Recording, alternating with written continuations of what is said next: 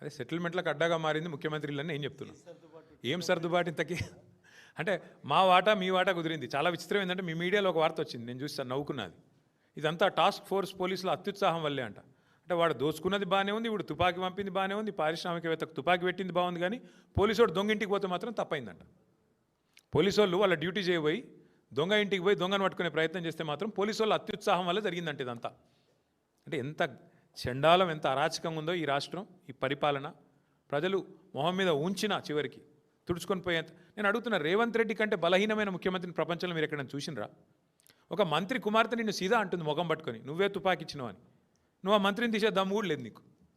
నువ్వేం ముఖ్యమంత్రివా? నాకు అర్థం కాదు. నువ్వు ముఖ్యమంత్రివా?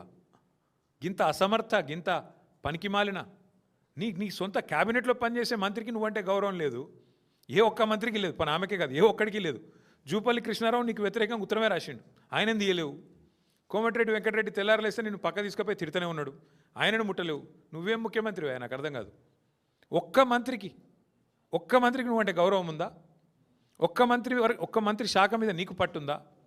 పంపకాల్లో వాటాలు పంచాయతీలు తప్ప ఏముంది చెప్పండి రాష్ట్రంలో?